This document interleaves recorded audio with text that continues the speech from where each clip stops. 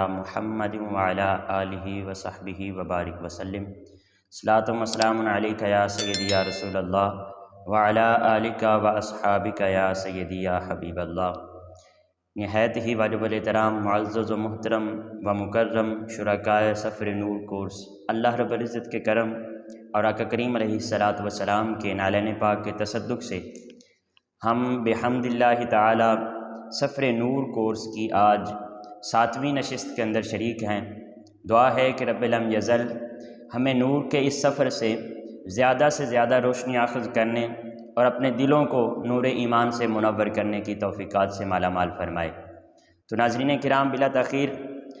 ہم چلتے ہیں آج کے سب سے پہلے سیشن یعنی علوم القرآن کی طرف، اور دیکھتے ہیں کہ آج کے ہمارے علوم القرآن کے حصے میں کیا ہے۔ اس سے پہلے ہم نے لفظ قرآن کی لفظی اور اصطلاحی تعریف پڑھی تھی اس سیشن کے اندر، پھر اس کے بعد ہم نے لفظ وحی کی لغوی اور اصطلاحی تعریف پڑھی، پھر اس کے بعد ہم نے وحی کی اقسام پڑھی، اور اس کے بعد پھر نبی کریم علیہ الصلوۃ والسلام کی ذات اقدس پر کتنے طریقوں سے وحی نازل ہوئی ان کے بارے میں ہم نے جانا کہ وہ ٹوٹل 6 طریقے ہیں۔ ان میں سے 3 ہم نے 5ویں نشست کے اندر اور بقیہ 3 ہم نے کل کی نشست کے اندر پڑھے۔ آج ہم علوم القرآن کے سیشن کے اندر بہت ہی دلچسپ اور پیارا ٹاپک پڑھیں گے کہ وحی، کشف اور الہام میں کیا فرق ہے۔ یہ 3 لفظ ہیں، وحی، کشف اور الہام۔ ناظرین کرام، وحی کہتے ہیں کہ اللہ رب العزت کا وہ پیغام، اس کے بارے میں ہم نے تعریف پڑھی ہے، کلام اللہ المنزل علی النبی صلی اللہ علیہ وسلم، اللہ کا کلام جو نبی پر نازل ہو اس کو وحی کہتے ہیں۔ یعنی اللہ کا وہ کلام یا اللہ کی وہ جو غیب کی خبریں ہیں یا اللہ کا جو پیغام اس کے نبی پر نازل ہو اس کو وحی کہتے ہیں۔ اس کو کیا کہتے ہیں؟ وحی کہتے ہیں۔ اور کشف سے مراد یہ ہے کہ اولیاء کو کوئی واقعہ یا کوئی چیز دکھا دی جائے۔ کشف کا لغوی معنی ہوتا ہے پردہ ہٹا دینا۔ کشف کا لغوی معنی کیا ہے؟ پردہ ہٹا دینا۔ یعنی اولیاء کرام کو اللہ رب العزت کے جو مقربین ہوتے ہیں، جو اللہ رب العزت کے اولیاء ہوتے ہیں، ان کو بعض اوقات کوئی آنے والے زمانے میں جو واقعہ رونما ابھی ہونا ہوتا ہے وہ پہلے زمانے میں ہی دکھا دیا جاتا ہے۔ یعنی فار ایگزامپل جو کل کوئی واقعہ پیش آنا ہے تو آج ہی کسی ولی کو وہ باقاعدہ پریکٹیکلی وہ واقعہ دکھا دیا جاتا ہے، اس میں سے پردہ ہٹا دیا جاتا ہے ٹائم کا، تو اس کو کشف کہتے ہیں۔ اس کو کیا کہتے ہیں؟ کشف کہتے ہیں۔ اور الہام سے مراد یہ ہے کہ اولیاء اللہ کے دل میں کوئی بات ڈال دی جائے، یعنی اس کے اندر واقعہ دکھایا نہیں جاتا بلکہ دل کے اندر کوئی بات ڈال دی جاتی ہے۔ تو وحی کا تعلق انبیاء کے ساتھ ہے، اور کشف اور الہام کا تعلق انبیاء کے علاوہ عام اللہ رب العزت کے اولیاء اور اس کے مقربین کے ساتھ ہے۔ تو یہ وحی، کشف اور الہام کے اندر یہ فرق ہے۔ وحی اللہ کا پیغام جب کسی نبی پر نازل ہوتا ہے مختلف صورتوں میں جو ہم نے پیچھے پڑھ لی ہیں وحی کی صورتیں، ان میں سے کسی صورت کے اندر بھی جب اللہ کا کوئی پیغام اس کے نبی تک پہنچتا ہے اس کو وحی کہتے ہیں۔ اور نبی کے علاوہ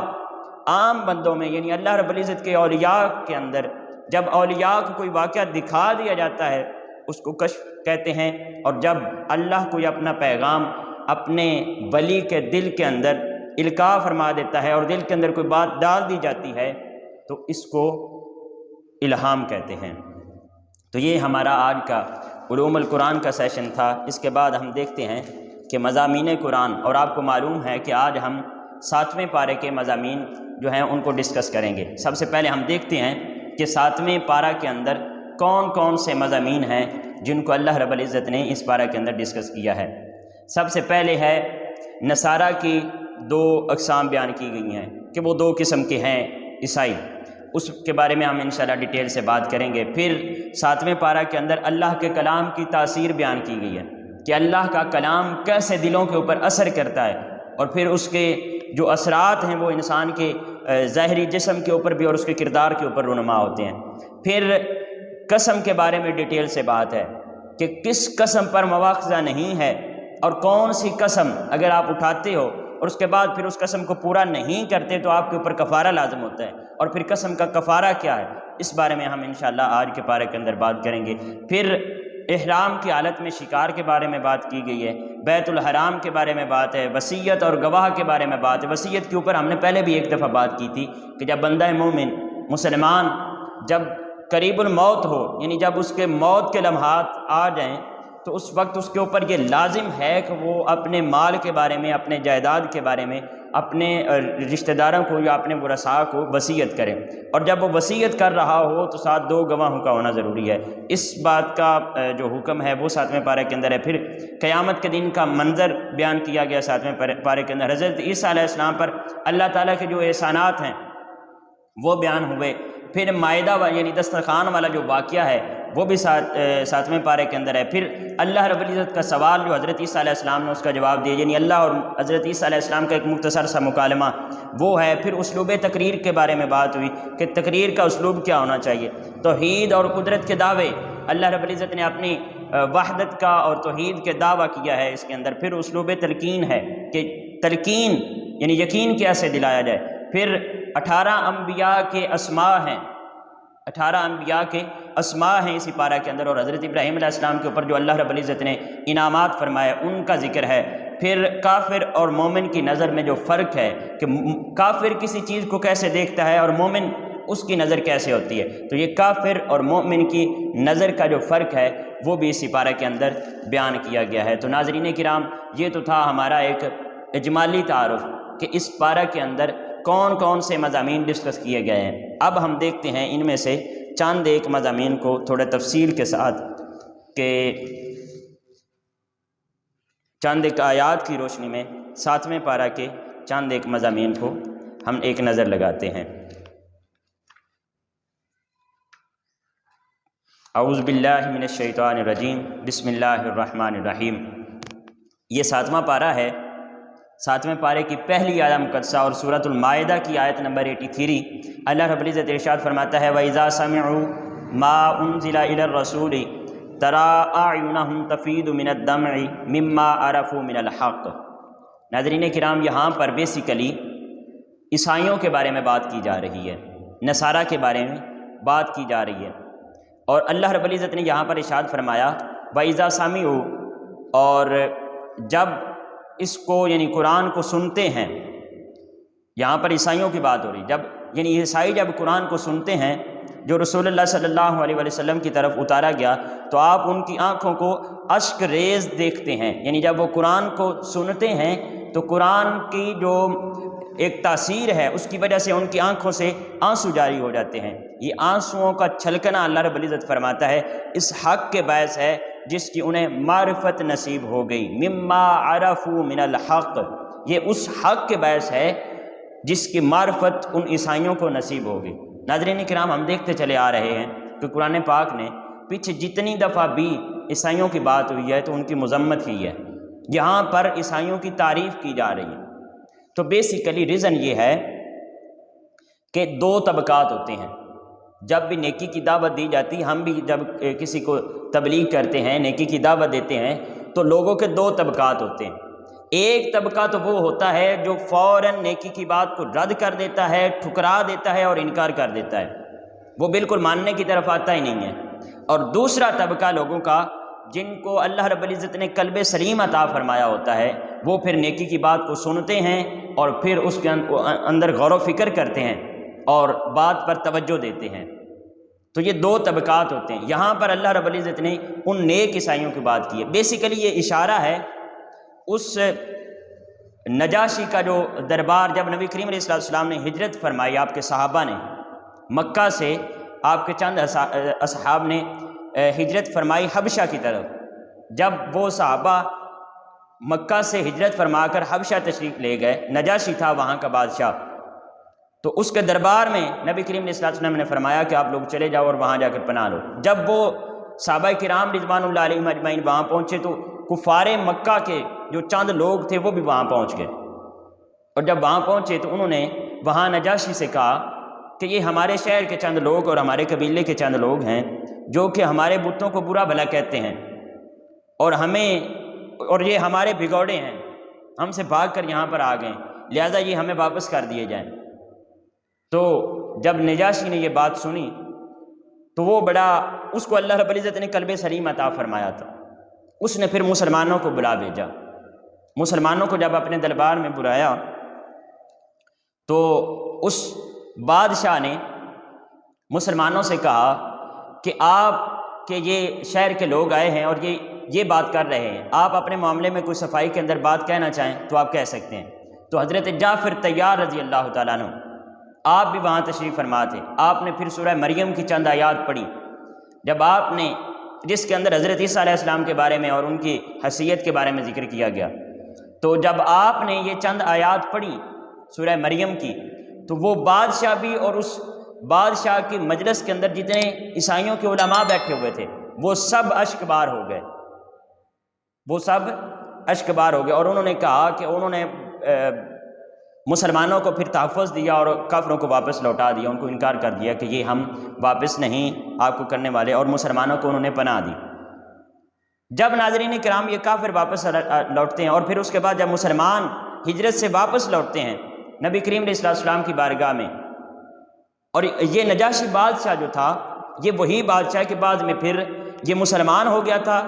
اور جب اس کی وفات ہوئی تو نبی کریم علیہ السلام نے مدینہ میں اس کی غائبانہ نماز جنازہ بھی پڑھی، یعنی نبی کریم علیہ السلام کو اپنے نبوت کے مقام کی وجہ سے آپ کو یہ خبر ہو گئی کہ نجاشی جو بادشاہ ہے وہ حبشہ کے اندر اس کی وفات ہو گئی ہے، تو وہ حبشہ میں تھا اور نبی کریم علیہ السلام نے مدینہ شریف میں اس کی غائبانہ جنازہ پڑھی۔ بالآخر یہ جو مسلمان وہاں ہجرت کر کے گئے ہوئے تھے یہ واپس آ گئے۔ جب واپس آنے لگے تو اس جو وہ نجاشی بادشاہ تھا اس نے مسلمانوں کے ساتھ 30 اپنے سرکردہ لوگوں کو بھیجا کہ آپ جاؤ اور نبی کریم علیہ السلام سے دین اسلام کے بارے میں سیکھ کر آؤ، اور یہ جو ان عیسائیوں کے علماء تھے ان کو ساتھ بھیجا۔ تو وہ پھر نبی کریم علیہ السلام کی بارگاہ میں آئے۔ جب وہ آ کر نبی کریم علیہ السلام کی بارگاہ میں پہنچے تو حضور نبی کریم علیہ السلام نے بھی ان کو سورہ مریم کی جب چند آیات سنائیں تو وہ 30 کے 30 جو تھے ان کی آنکھوں سے جو آنسو جاری ہو گئے۔ جب ان کی آنکھوں سے آنسو جاری ہوئے تو اللہ رب العزت نے یہ کلام ارشاد فرمایا کہ سارے عیسائی ایک جیسے نہیں ہوتے، سارے عیسائی ایک جیسے نہیں، بلکہ ان میں سے کچھ ہیں جن کو معرفت مل گئی ہے اس کلام حق کی، تو پھر جب ان کے اوپر آیات پڑھی جاتی ہیں تو ان کی آنکھوں سے آنسو جاری ہو جاتے ہیں۔ تو ناظرین کرام یہ عیسائیوں کے بارے میں چند کچھ معلومات تھی کہ اللہ رب العزت نے ان میں سے کچھ ایک طبقے کو اچھا بھی فرمایا ہے کہ جو اللہ کے کلام کو سن کر اس کے اوپر غور و فکر کرتے ہیں، اور جن کو اللہ رب العزت نے اس کلام کی معرفت عطا فرمائی ہے اور اس کلام کو سنتے ہوئے جن کی آنکھیں اشکبار ہو جاتی ہیں، تو اللہ رب العزت فرماتا ہے کہ وہ ایسے لوگ ہوتے ہیں جن کو اللہ رب العزت نے معرفت عطا فرما رکھی ہوتی ہے۔ تو اس کے بعد ناظرین کرام ہم دیکھتے ہیں آیہ مقدسہ نمبر 87 ہے سورۃ المائدہ کی آیت نمبر 87۔ اللہ رب العزت ارشاد فرماتا ہے یا ایھا الذین آمنوا لا تحرموا طیبات ما احل اللہ لکم ولا تعتدوا ان اللہ لا يحب المعتدین۔ اے ایمان والو، جو پاکیزہ چیزیں اللہ نے تمہارے لیے حلال کی ہیں انہیں اپنے اوپر حرام مت ٹھہراؤ اور نہ ہی حد سے بڑھو، بے شک اللہ حد سے تجاوز کرنے والوں کو پسند نہیں فرماتا۔ تو یہاں پر بیسیکلی اللہ رب العزت نے اور پھر اس کے ساتھ ہی فرمایا وَكُلُوا مِمَّا رَزَقَكُمُ اللَّهُ حَلَالًا، اور جو میں نے آپ کو حلال رزق دیا ہے تمہیں اس میں سے کھاؤ۔ تو بیسیکلی یہاں پر یہ حکم دیا جا رہا ہے کہ جو حرام چیزیں ہیں ان سے تو بچو، لیکن جو حلال چیزیں ہیں یہ دنیا فائدہ اٹھانے کی جگہ ہے، ان سے خوب فائدہ اٹھاؤ، کھاؤ پیو اور اس دنیا سے فائدہ اٹھاؤ۔ تو یہاں پر حرام حلال چیزوں سے رکنے کی ممانعت کی گئی ہے کہ حلال چیزوں سے نہیں رکنا، حلال چیزیں اور جو آپ کو حلال رزق دیا گیا ہے اس میں سے پھر خوب فائدہ اٹھاؤ۔ بیسیکلی حضرت علی رضی اللہ تعالیٰ عنہ، حضرت عبداللہ ابن مسعود رضی اللہ تعالیٰ عنہ اور حضرت عبداللہ ابن عمر رضی اللہ تعالیٰ عنہ، یہ تین صحابی حضور نبی کریم علیہ السلام کے ازواج مطہرات کے حجرات میں تشریف لاتے ہیں، امہات المؤمنین کے حجرے میں تشریف لاتے ہیں، اور آ کر نبی کریم علیہ السلام کے جو عبادت کے معمولات ہیں ان کے بارے میں پوچھتے ہیں۔ جب انہوں نے نبی کریم علیہ السلام کی عبادت کے معمولات کے بارے میں پوچھا تو حضور کی ازواج مطہرات نے ان کو نبی کریم علیہ السلام کے معمولات کے بارے میں بتایا۔ جب انہوں نے حضور کے عبادت کے معمولات کو سنا تو یہ حیران ہو کر رہ گئے اور ششدر رہ گئے، اور ان میں سے یہ آپس میں ایک دوسرے کے ساتھ وعدے کرنے لگے اور قسمیں اٹھانے لگے کہ ایک نے کہا کہ میں ساری رات نماز پڑھوں گا، ساری رات قیام کروں گا۔ دوسرے نے قسم اٹھائی کہ میں روزانہ روزہ رکھوں گا اور کبھی افطار نہیں کروں گا، اور تیسرے نے قسم اٹھائی کہ میں کبھی گوشت نہیں کھاؤں گا اور شادی نہیں کروں گا، عورتوں کے قریب نہیں جاؤں گا۔ جب یہ وہ ڈسکشن کر رہے تھے اور تعجب کے اندر وہاں کھڑے تھے تینوں صحابہ کرام، تو اوپر سے نبی کریم علیہ السلام تشریف لے آئے۔ آپ نے مسکرا کر فرمایا کہ میں نے تمہاری اس ڈسکشن کو، تمہاری اس گفتگو کو اور تمہارے اس تعجب کو جان لیا ہے، اور میں نے تمہاری باتوں کو سن لیا ہے، تو سن لو میرا معاملہ اور ہے۔ میں روزہ بھی رکھتا ہوں اور مجھے اللہ رب العزت کھلاتا اور پلاتا بھی ہے، اور میں تم سب سے بڑھ کر متقی ہوں۔ میں روزہ بھی رکھتا ہوں، میں افطار بھی کرتا ہوں، میں عبادت بھی کرتا ہوں، میں آرام بھی کرتا ہوں، میں عورتوں کے قریب بھی جاتا ہوں، میں شادیاں بھی کرتا ہوں، میں کھانا بھی کھاتا ہوں۔ تو پھر ساتھ نبی کریم علیہ السلام نے فرمایا من اعرض عن سنتی فلیس منی، جس نے میری سنت سے اعراض کیا وہ مجھ سے نہیں ہے، یعنی اس کا تعلق میرے ساتھ نہیں ہے۔ تو یہاں پر بیسیکلی جو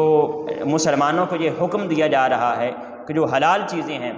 جن کو استعمال کرنے کی اللہ رب العزت نے اپنی حدود کے اندر رہتے ہوئے اجازت عنایت فرمائی ہے، ان سے خوب فائدہ اٹھانا چاہیے، اور ان کو کھانا بھی چاہیے اور ان سے فائدہ بھی اٹھانا چاہیے، اور اللہ رب العزت کی عبادت کے ٹائم اس کی عبادت کریں،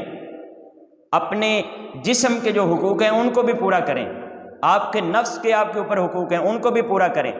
آپ کے گھر والوں کے آپ کے اوپر حقوق ہیں ان کو بھی پورا کریں، آپ کے بیوی بچوں کے حقوق ہیں، آپ کے والدین کے حقوق ہیں، آپ کے رشتہ داروں کے اور پڑوسیوں کے حقوق ہیں، ان تمام حقوق کو جو انسان پورا کرتا ہے پھر وہ مرد مؤمن کہلاتا ہے۔ وہ کیا کہلاتا ہے؟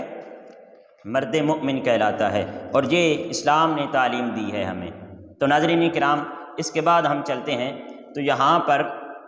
قسم کا بیان ہے۔ اللہ رب العزت نے ارشاد فرمایا لا یؤاخذکم اللہ باللغو فی ایمانکم ولکن یؤاخذکم بما عقدتم الایمان، اللہ تمہاری بے مقصد اور غیر سنجیدہ قسموں میں تمہاری گرفت نہیں فرماتا، لیکن تمہاری ان سنجیدہ قسموں میں پر گرفت فرماتا ہے جنہیں تم ارادی طور پر مضبوط کر لو۔ تو یہاں پر بیسیکلی قسم کی دو قسمیں بیان کی گئی ہیں۔ قسم کی کتنے قسمیں؟ دو قسمیں۔ ایک قسم ہے جو عام انسان گفتگو کرتے ہوئے، عام بات چیت کرتے ہوئے قسم اٹھا لیتا ہے۔ عربوں کے اندر یہ بہت زیادہ مشہور ہے کہ وہ ہر بات کے اندر کہتے ہیں واللہ، اللہ کی قسم، واللہ اللہ کی قسم، اللہ کی قسم میں آ رہا ہوں، اللہ کی قسم میں جا رہا ہوں، ہر بات کے ساتھ وہ قسم اٹھاتے ہیں اور اس کو وہ سنجیدہ نہیں لیتے ہیں۔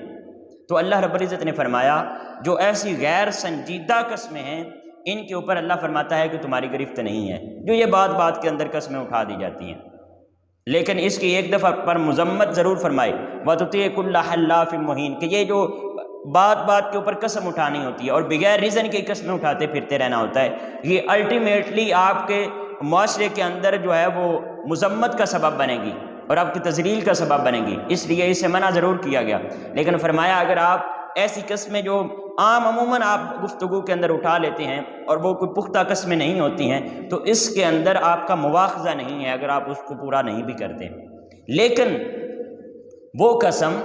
جو آپ باقاعدہ ارادی طور پر اٹھاتے ہیں اور وہ پختہ قسم ہوتی ہے تو اللہ رب العزت نے کی طرف سے حکم ہے کہ پھر اس کو پورا کرو، پھر اس کو پورا کرو، یعنی جب پختہ قسم اٹھاؤ تو پورا کرو، اور اگر وہ قسم پوری نہ کر سکیں، بعض اوقات سچویشن بن جاتی ہے کہ قسم پورے نہیں کر، وہ پہلے والی جو قسم ہے جو عام ہے جو پختہ نہیں ہے اس کے اوپر کوئی مواخذہ نہیں ہے، لیکن اگر آپ یہ پختہ قسم اٹھاتے ہو اور اس کے اندر گواہوں کو شامل کرتے ہو اور آپ قسم اٹھا کر کسی کے ساتھ معاہدہ کرتے ہو تو پھر اس کو پورا لازماً کرو، اور اگر پورا نہیں کر سکتے تو پھر کیا ہے، پھر یہ حکم ہے کہ کفارہ ادا کرو۔ کیا کرو؟ قسم کا کفارہ ادا کرو اگر تم قسم پوری نہیں کر سکتے۔ اب یہ کفارہ کیا ہے؟ کفارہ یہ ہے، قسم کا کفارہ یہ ہے کہ جو شخص قسم توڑ بیٹھے، قسم کو پورا نہ کر سکے، وہ 10 مسکینوں کو کھانا کھلائے۔ اگر 10 مسکینوں کو کھانا نہیں کھلا سکتا تو پھر 10 مسکینوں کو کپڑے پہنا دے، یعنی ان کو ایک ایک جوڑا کپڑے کا لے کر دے دے۔ اور اگر کپڑے بھی نہیں دے سکتا تو پھر ایک غلام آزاد کر دے، اور اگر غلام بھی نہیں آزاد کر سکتا تو پھر 3 دن کے مسلسل روزے رکھے۔ یہ ہے قسم کا کفارہ۔ قسم کا کفارہ کیا ہے کہ یا تو 10 مسکینوں کو کھانا کھلائے، یا 10 مسکینوں کو کپڑے پہنائے، یا ایک غلام آزاد کرے، اور اگر یہ تینوں کام نہیں کر سکتا تو 3 دن کے روزے رکھے تو اس کی طرف سے قسم کا کفارہ ہو جائے گا۔ اب یہاں پر بخاری شریف کی ایک بہت پیاری حدیث ہے، حضرت ابو موسیٰ اشعری رضی اللہ تعالیٰ عنہ آپ فرماتے ہیں کہ ایک دفعہ میں نبی کریم علیہ السلام کی بارگاہ میں حاضر ہوا اور میں نے سواری کی طلب کی کہ یا رسول اللہ مجھے سواری چاہیے۔ نبی کریم علیہ السلام نے فرمایا، آپ نے قسم اٹھائی اور آپ نے فرمایا کہ میں تجھے سواری نہیں دوں گا۔ حضرت ابو موسیٰ اشعری رضی اللہ تعالیٰ عنہ واپس تشریف لے آئے۔ جب آپ واپس تشریف لے آئے تو نبی کریم علیہ السلام نے کچھ دیر بعد آپ کی جو شان رحمت ہے اس کے صدقے سے نبی کریم علیہ السلام نے 3 کوہان والے اونٹ وہ حضرت موسیٰ اشعری رضی اللہ تعالیٰ عنہ کی طرف بھیج دیے۔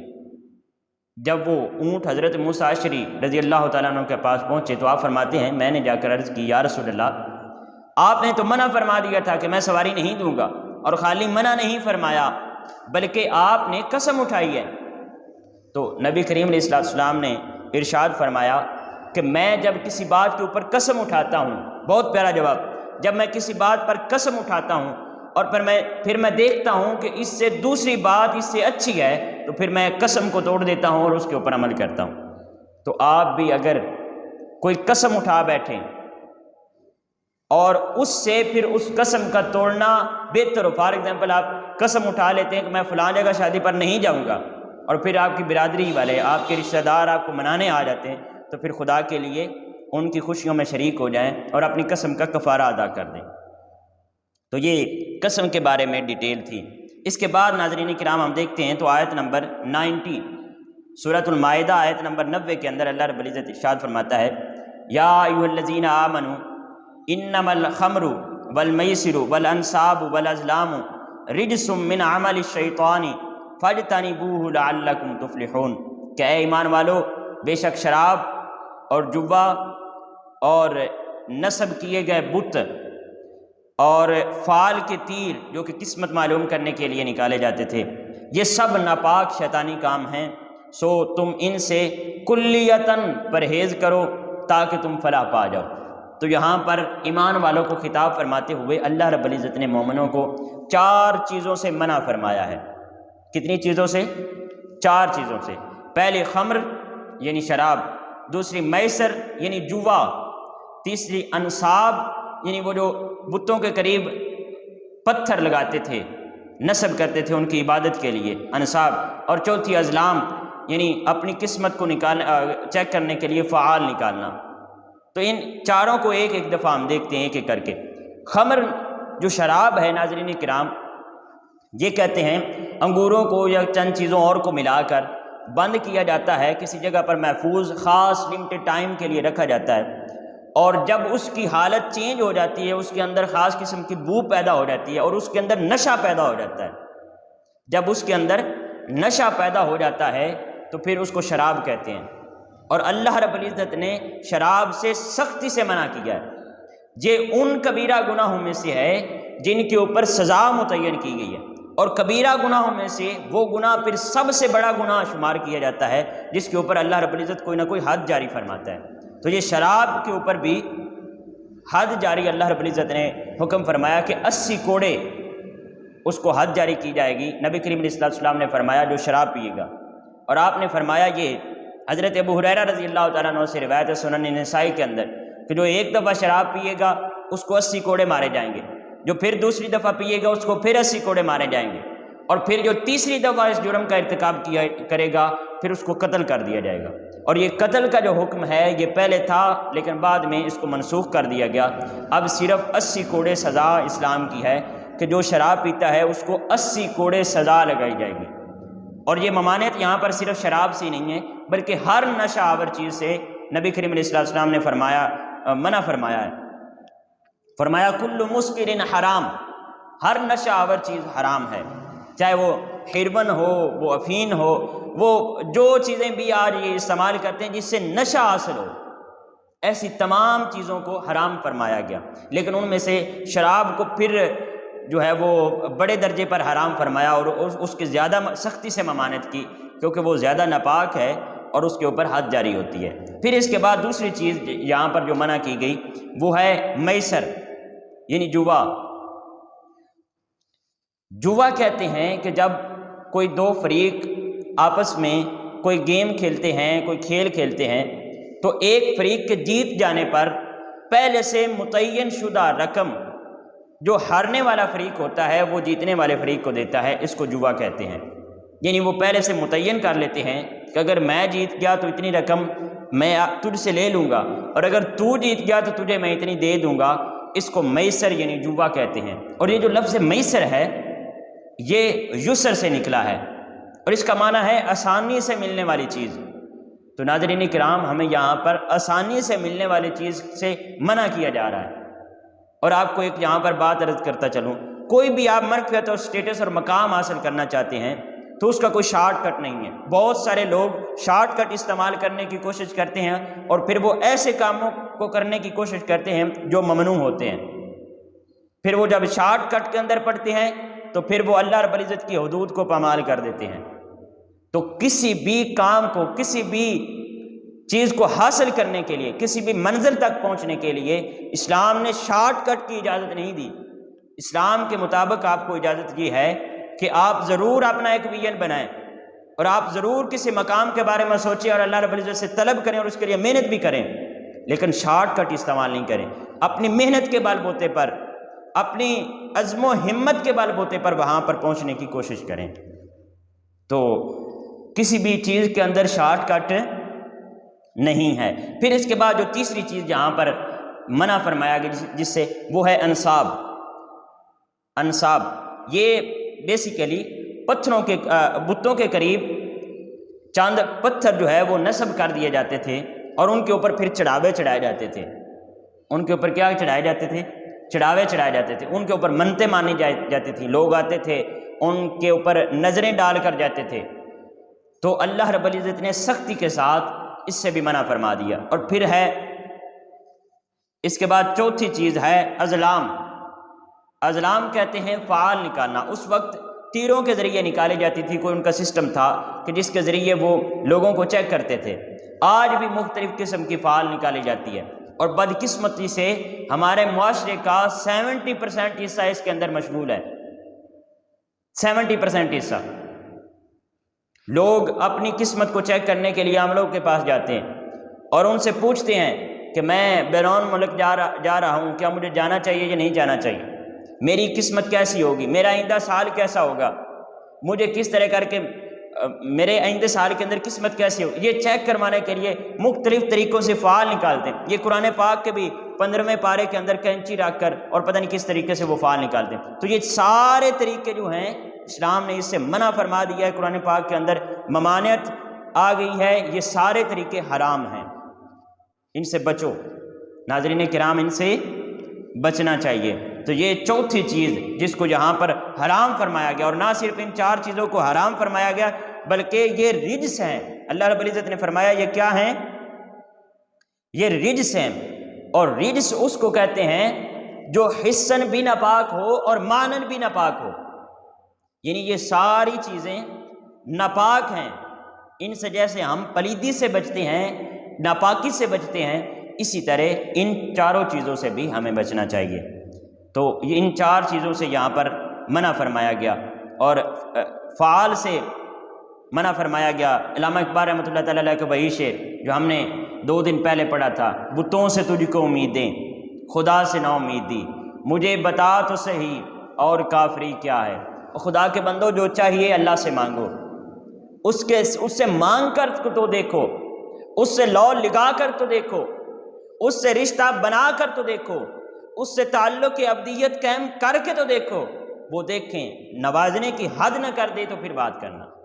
وہ بے شمار نوازتا ہے، اس کے کرم نوازیوں کی حد ہی نہیں ہے۔ لیکن ہمارا مسئلہ یہ ہے کہ ہم شارٹ کٹ میں پڑھنے کی کوشش کرتے ہیں، ہم چاہتے ہیں کہ ہمیں جلدی جلدی نصیب ہو جائے، ہمیں جلدی جلدی چیزیں مل جائیں، اور پھر ہم جب یہ جلدی کے چکروں میں پڑھتے ہیں تو ہم 2 نمبر کام کرنے شروع کر دیتے ہیں۔ عاملوں کے پاس چلا گیا، تعویذ کروانے شروع کر دیے، فعالیں نکالنے شروع کر دی، اور ایسے غلط طریقوں کے اوپر چل دیا۔ تو یہ 4 چیزوں سے اللہ رب العزت نے اس آیا مقدسہ کے اندر منع فرمایا ہے۔ کون کون سی بلا؟ خمر یعنی شراب، میسر یعنی جبا، اور پھر انصاب یعنی بتوں کی پوجا وغیرہ، یا ان کے ساتھ جو پتھر لگائے جاتے تھے ان کی پوجا، اس سے منع فرمایا، اور ان کے اوپر منتیں ماننے کے اوپر سے منع فرمایا، اور چڑھاوے چڑھانے سے منع فرمایا، اور پھر ازلام یعنی فعال نکالنا، اس سے منع فرمایا۔ تو یہ اللہ رب العزت نے یہاں پر ان 4 چیزوں سے منع فرمایا ہے۔ اب یہاں پر ایک بہت پیاری آیت مقدسہ آ گئی ہے میلاد مصطفیٰ صلی اللہ علیہ وآلہ وسلم کے حوالے سے۔ اللہ رب العزت نے ارشاد فرمایا، قال عیسی ابن مریم اللہم ربنا انزل علینا مائدۃ من السماء تکون لنا عیدا لاولنا وآخرنا، کہ عیسیٰ ابن مریم علیہ السلام نے عرض کیا، اے اللہ، اے ہمارے رب، ہم پر آسمان سے خوان نعمت نازل فرما، تاکہ اس کے اترنے کا دن ہمارے لیے عید ہو جائے، اور نہ صرف ہمارے لیے فرمایا، ہمارے پہلوں والے، ہمارے جو اگلے ہیں ان کے لیے بھی، اور ہمارے پچھلوں کے لیے بھی۔ تکون لنا عیدا لاولنا وآخرنا، تاکہ وہ ہمارے لیے جو دسترخوان کے اترنے کا جو دن ہے، جو نعمت کے اترنے کا دن ہے، وہ ہمارے اگلوں کے لیے بھی اور ہمارے پچھلوں کے لیے بھی وہ عید کا دن ہو جائے۔ تو ناظرین کرام، یہاں پر حضرت عیسیٰ علیہ السلام ایک نعمت کے اترنے کو اللہ رب العزت کی طرف سے اور اپنے لیے اور اپنے اولین و آخرین کے لیے نعمت کہہ رہے ہیں، نعمت عید کے دن سے تعبیر فرما رہے ہیں۔ ہمارے کچھ لوگ فرماتے ہیں کہ اسلام کے اندر تو صرف 2 عیدیں ہیں اور اس کے علاوہ کوئی عید نہیں ہے، تو ان کے لیے گزارش یہ ہے کہ ایک تو اللہ رب العزت نے جمعہ کے دن کو بھی عید فرمایا ہے، فرمایا ان اللہ جعل الجمعۃ عیدا للمسلمین، کہ بے شک اللہ رب العزت نے جمعہ کے دن کو مسلمانوں کے لیے عید بنایا ہے۔ تو یہاں پر گزارش کرنے کا یہ مقصد ہے کہ اگر حضرت عیسیٰ علیہ السلام پر ایک نعمت نازل ہو تو وہ تو عید کا دن بنتا ہے، اور نہ صرف عیسیٰ علیہ السلام کے لیے عید کا دن بنتا ہے بلکہ ان کے اولین و آخرین کے لیے عید کا دن بنتا ہے۔ تو جب تمام نعمتیں جس کے صدقے سے ملی ہیں،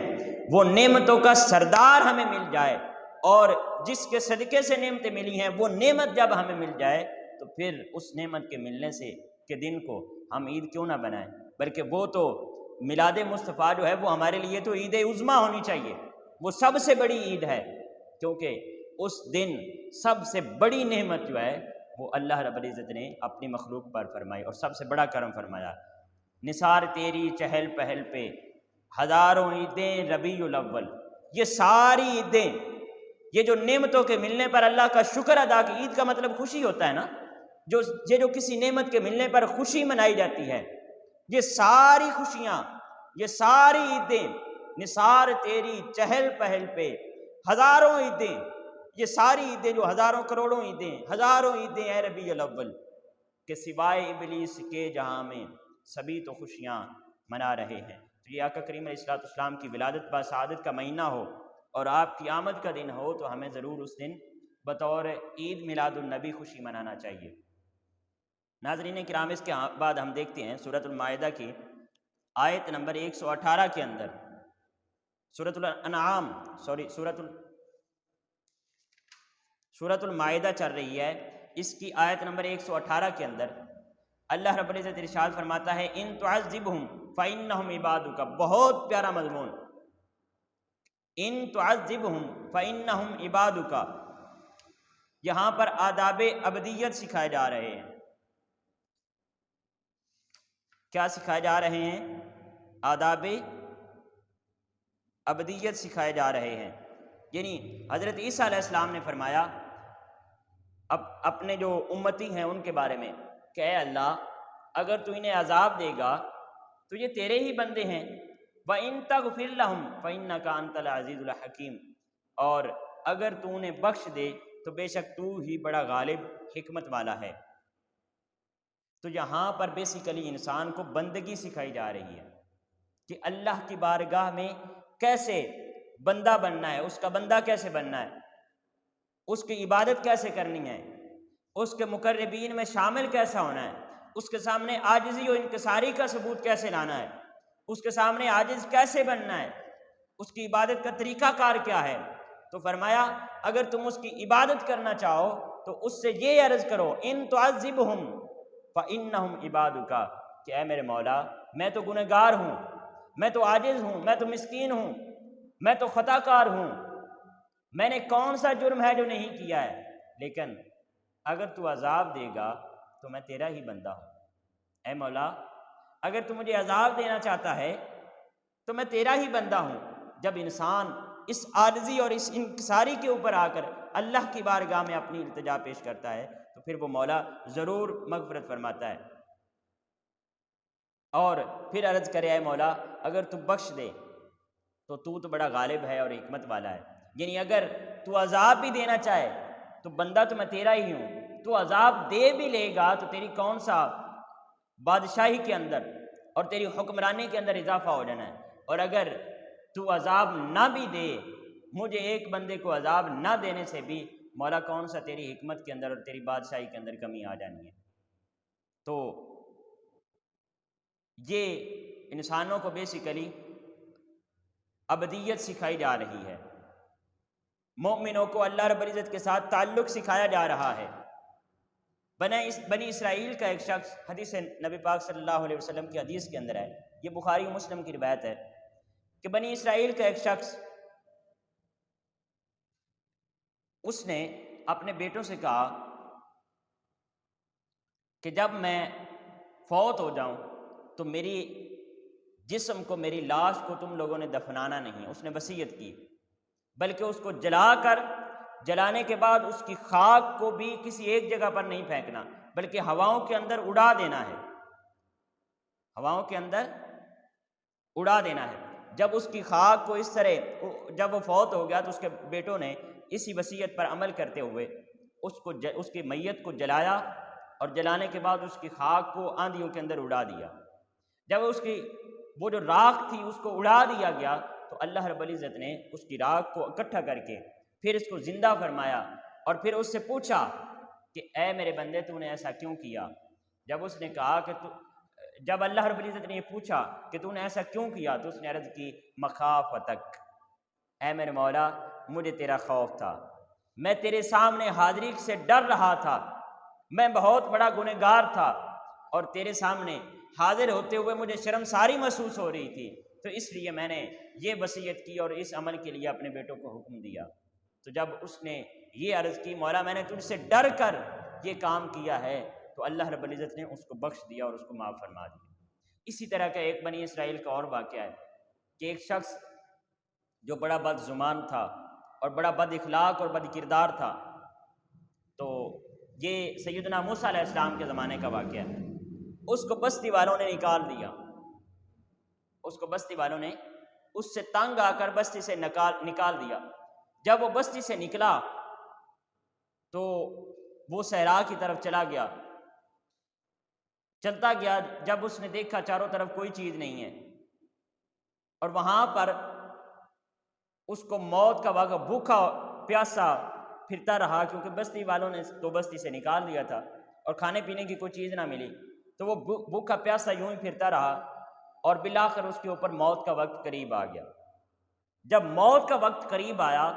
تو اس نے یوں آسمان کی طرف سر اٹھایا اور اللہ رب العزت کو ایک چھوٹی سی سرگوشی کی، اور پھر اس کے بعد اس کی جان قبض ہو گئی۔ جب ناظرین کرام وہ اس کی وفات ہوتی ہے اور اس کی جان قبض ہوتی ہے تو ادھر حضرت موسیٰ علیہ السلام کو حکم ملتا ہے کہ بستی والوں کو ساتھ لو اور فلاں مقام پر میرا بندہ فوت ہو گیا ہے، اس کی تدفین جا کر کرو۔ حضرت موسیٰ علیہ السلام بستی والوں کو ساتھ لیتے ہیں اور جب اس میت کے پاس پہنچتے ہیں تو وہ بستی والے کہتے ہیں یہ تو وہی آدمی ہے جس کو ہم نے اس کے برے کرتوتوں کی وجہ سے اور اس کی نافرمانیوں اور بد اخلاقیوں کی وجہ سے ہم نے اس کو بستی سے نکال دیا تھا، تو یہ اللہ کا بندہ کیسے بن گیا؟ تو حضرت موسیٰ علیہ السلام نے پھر اللہ کی بارگاہ میں عرض کی، اے میرے مولا، یہ تو اتنا بد اخلاق تھا، اتنا بد کردار تھا، یہ تو ساری زندگی اس نے تیری نافرمانی کے اندر گزاری ہے، تو یہ اب تیرا بندہ کیسے بن گیا؟ تو نے اب کیسے کہہ دیا کہ میرا بندہ وہاں پر فوت ہو گیا، اس کی تدفین جا کر کرو؟ اور پھر اتنا پراپر نظام بنایا، یعنی اپنے ایک نبی کو حکم دیا ہے کہ بستی والوں کو ساتھ لے جا کر اس کی تدفین کی جائے۔ تو جب حضرت موسیٰ علیہ السلام نے یہ سوال کیا اللہ کی بارگاہ میں، تو اللہ رب العزت نے جواب دیا، اے میرے پیارے نبی، یہ بندہ بے شک گنہگار تھا، لیکن جب اس کی موت کا وقت قریب آیا تو اس نے مجھ سے ایک سرگوشی کی۔ جانتے ہیں وہ سرگوشی کیا ہے؟ اس نے جب آسمان کی طرف اپنے چہرے کو بلند کیا تو اللہ رب العزت کی بارگاہ میں اس نے یہی عرض کی، ان تعذبہم فانہم عبادک، اے میرے مولا، اگر میں تو بڑا گنہگار ہوں، اگر تم مجھے عذاب دینا چاہے تو میں تو تیرا ہی بندہ ہوں، لیکن اگر تو بخش دے تو بڑا ہی غالب ہے اور بڑی حکمت والا ہے۔ اللہ رب العزت نے فرمایا مجھے اس کی یہ ادا پسند آ گئی تو میں نے اس کو معاف کر دیا، میں نے اس کو معاف فرما دیا۔ نبی کریم علیہ السلام فرماتے ہیں اللہ رب العزت نے اس شخص کو بھی معاف کر دیا۔ تو اس واقعہ سے اور اس آیا مقدسہ کی روشنی میں آپ سے گزارش کرنا چاہوں گا کہ کوئی بھی آپ کو مسئلہ بنتا ہے، کوئی بھی تکلیف پہنچتی ہے، کوئی بھی رکاوٹ بنتی ہے راستے کے اندر، کوئی بھی گھریلو معاملات کے اندر مشکل پیش آتی ہے، تو اس مالک سے، اس کریم سے، اس اپنے محبوب سے سرگوشیاں کیا کریں، اس کے ساتھ محبت کی باتیں کیا کریں، اس کے ساتھ راز کی باتیں کیا کریں۔ وہ یقیناً نوازنے والا ہے، وہ ایسا کرم فرمانے والا ہے کہ اس کے جتنا کوئی ذات کرم نہیں فرما سکتی، وہ اتنا عنایت فرمانے والا ہے کہ اس کی جتنی کوئی ذات عنایت نہیں فرما سکتی، وہ اتنی محبت کرنے والا ہے، میرا اللہ اتنی محبت کرنے والا ہے کہ اس کی ذات سے بڑھ کر کوئی محبت نہیں کر سکتا۔ تو خصوصاً میں نوجوان بھائیوں سے گزارش کرنا چاہوں گا اور اپنے دیگر سامعین سے گزارش کرنا چاہوں گا، اپنی بہنوں سے گزارش کرنا چاہوں گا، کوئی بھی مسئلہ بنتا ہے، کوئی بھی تکلیف پریشانی آتی ہے تو اپنے مولا سے سرگوشیاں کریں، وہ آپ کے بہت قریب ہے، وہ اپنے محبوب کے امتیوں کے بہت زیادہ قریب ہے، وہ ہمارے شاہ رگ سے بھی زیادہ نزدیک ہے، وہ ہماری سنتا بھی ہے، ہماری قبول بھی فرماتا ہے۔ اس کی بارگاہ سے بخشش بھی طلب کریں، نعمتیں بھی طلب کریں، کرم بھی مانگیں، اس سے بھیک مانگیں، وہ عنایت فرماتا ہے۔ تو اللہ رب العزت ہمیں اپنے در کا بھکاری بنائے۔ اس کے بعد سورۃ الانعام شروع ہوتی ہے۔ سورۃ الانعام یہ ناظرین کرام سورت مکی ہے، اس کی 165 آیات ہیں، 3052 اس کے کلمات ہیں اور 12240 اس کے حروف ہیں، اور یہ سورت مکی ہے۔ انعام کہتے ہیں چوپایوں کو، جانوروں کو، چونکہ اس کے اندر جانوروں کا ذکر کیا گیا ہے تو اس لیے اس کا نام انعام رکھ دیا گیا۔ یہاں پر آیت نمبر 6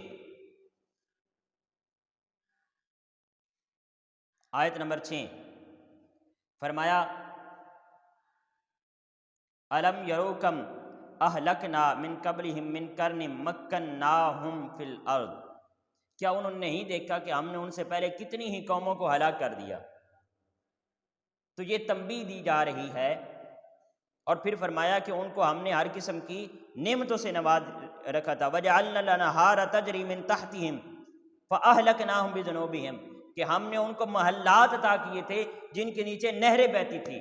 ہم نے ان کو اتنی نعمتوں سے نوازا تھا، ان کو بادشاہت سے نوازا تھا، ان کو حکمرانی سے نوازا تھا، زمین کے اندر ان کو ہم نے بادشاہت عنایت کی تھی، لیکن جب انہوں نے نافرمانی کی، جب انہوں نے ظلم و ستم کیا،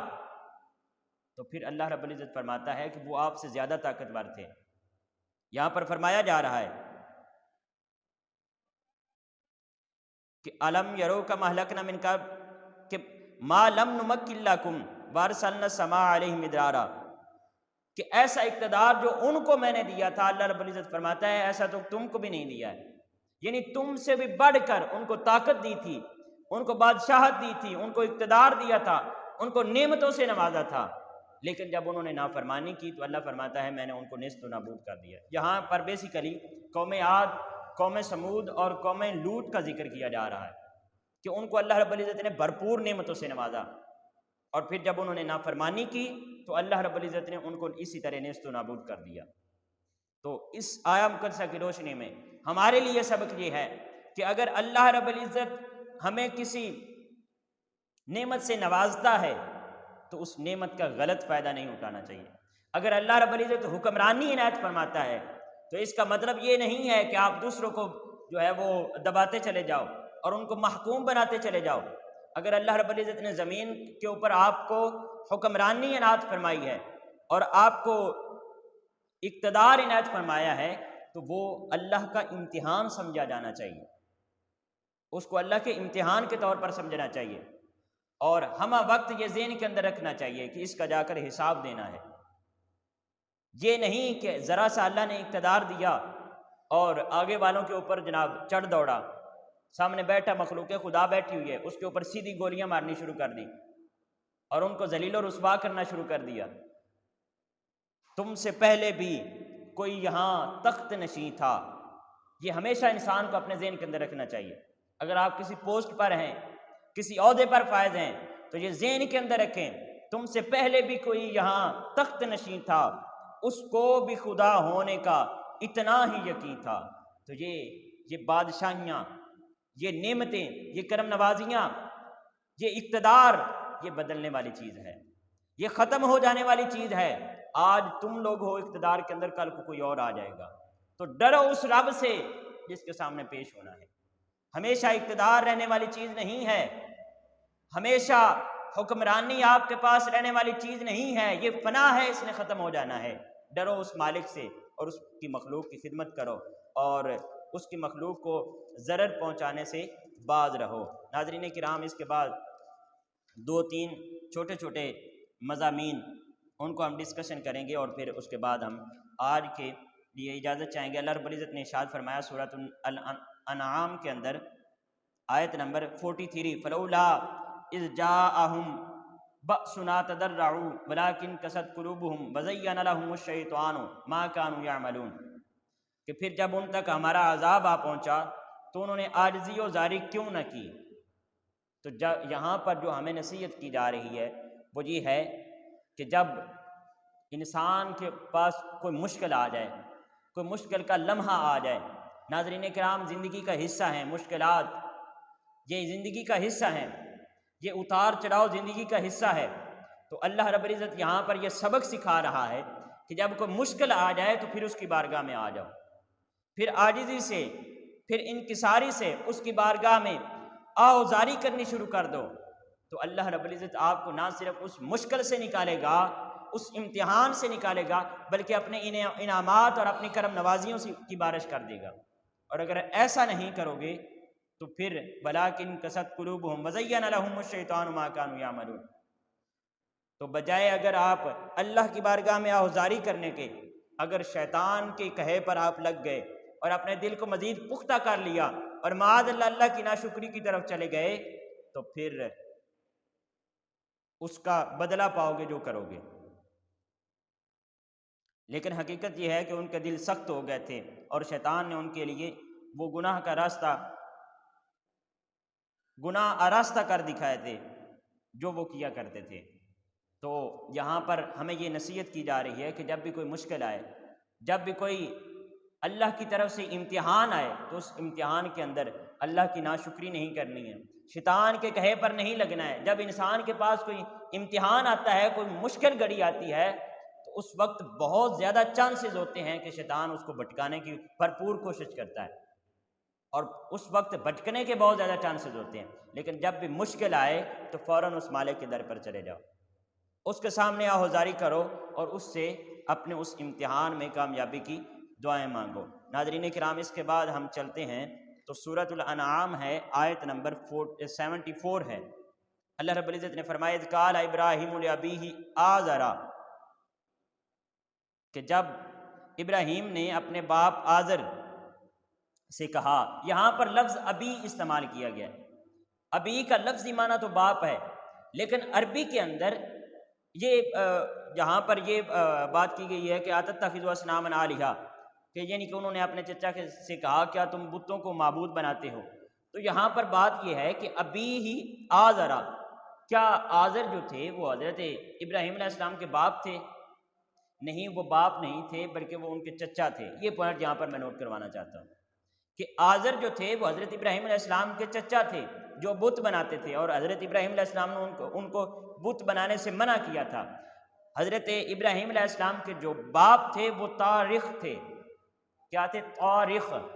طا کے ساتھ اور خا کے ساتھ، طارخ۔ یہ حضرت ابراہیم علیہ السلام کے باپ کا نام تھا، کیونکہ نبی کریم علیہ السلام نے فرمایا کہ میں پاک، جو یعنی میرے پوری کی پوری نسل ہی پاک ہے، میں پاک پشتوں سے ہوتا ہوا آیا ہوں اور پاک رحموں سے گزرتا ہوا آیا ہوں۔ یعنی نبی کریم علیہ السلام کا خون اطہر جہاں کہیں بھی آیا ہے حضرت آدم علیہ السلام سے، وہ پوری کی پوری نسل ہی بتوں کی پوجا سے اور شرک سے پاک تھی۔ تو یہ کیسے ہو سکتا ہے کہ حضرت ابراہیم علیہ السلام کا باپ جو ہے وہ بت بنانے کے اندر ملوث ہو؟ تو یہ یہاں پر عرض کرنے کا یہ مقصد ہے کہ جو آزر تھا وہ حضرت ابراہیم علیہ السلام کا چچا تھا، آپ کا باپ نہیں تھا۔ اور یہاں پر یہ آیا مقدسہ نمبر 83 ہے، یہاں پر حضرت ابراہیم علیہ السلام کے اوپر جو اللہ رب العزت نے دلیلیں عطا فرمائی اور ان کو نعمتیں عطا فرمائی، ان کا ذکر کیا گیا ہے۔ اور یہاں پر آپ کی نسل سے جو انبیاء پیدا کیے ان کے نام گنوا کر اور حضرت ابراہیم علیہ السلام کو اپنی نعمتوں کا شمار کروایا گیا۔ فرمایا کہ یہاں پر 18 انبیاء کے نام ہیں۔ حضرت اسحاق علیہ السلام کا ذکر ہے، حضرت یعقوب کا ذکر ہے کہ اللہ رب العزت نے فرمایا کہ ہم نے یعنی ابراہیم علیہ السلام کو یہ بیٹا اور پوتا عنایت فرمایا ہے، اسحاق عطا فرمایا، یعقوب عطا فرمایا، نوح عطا فرمایا، داؤد عطا فرمایا، سلیمان، ایوب، یوسف، موسیٰ علیہ السلام، ہارون علیہ السلام، پھر زکریا، یحییٰ، عیسیٰ، الیاس علیہ السلام، پھر اسماعیل، یسع، یونس اور لوط۔ یہ 18 انبیاء کا یہاں پر ذکر فرما کے اللہ رب العزت نے فرمایا کہ ہم نے حضرت ابراہیم علیہ السلام کو یوں جد الانبیاء بنایا کہ ان کے پشت سے، ان کی اولاد سے، ان کی نسل سے ان اتنے انبیاء کو پیدا فرمائے، یعنی ان کو اتنے انبیاء ان کی نسل کو عطا فرمائے۔ تو یہ حضرت ابراہیم علیہ السلام پر جو انعامات ہیں ان کا یہاں پر ذکر ہوا ہے۔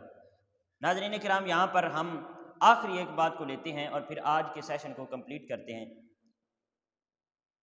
اللہ رب العزت نے ارشاد فرمایا، یہ آیت نمبر 108 ہے، سورۃ الانعام کی آیت نمبر 108۔ اللہ رب العزت نے ارشاد فرمایا، وَلَا تَسُبُّوا الَّذِينَ يَدْعُونَ مِن دُونِ اللَّهِ فَيَسُبُّوا اللَّهَ عَدْوًا بِغَيْرِ عِلْمٍ كَذَلِكَ زَيَّنَّا لِكُلِّ أُمَّةٍ عَمَلَهُمْ۔ یہاں پر بیسیکلی مسلمانوں کو اور مؤمنین کو اور اللہ کے ماننے والوں کو معبودان باطلہ کو برا بھلا کہنے سے منع فرمایا جا رہا ہے کہ اگر تم ان کے جھوٹے معبودان کو برا بھلا کہو گے تو وہ اپنی غیر علمی کی وجہ سے تمہارے سچے اور حقیقی معبود کو بھی برا بھلا کہیں گے۔ اس لیے منع فرمایا جا رہا ہے کہ کسی کا چاہے باطل معبود بھی ہے تو اس کو برا بھلا نہ کہو، کیونکہ اس کے معاوضے کے طور پر، اس کے بدلے کے طور پر وہ آپ کے سچے خدا کو برا کہے گا۔ تو یہاں پر ہمارے لیے نکتہ یہ ہے، خصوصاً پاکستان کی کمیونٹی کے لیے، کہ یہاں پر آپ دیکھیں کہ ہماری کون سی مذہبی جماعت ہے جو ایک دوسرے کے فتووں سے محفوظ ہے۔ اللہ رب العزت ہماری حفاظت فرمائے۔ ہر جماعت کے اوپر دوسری جماعت کا نشانہ ہے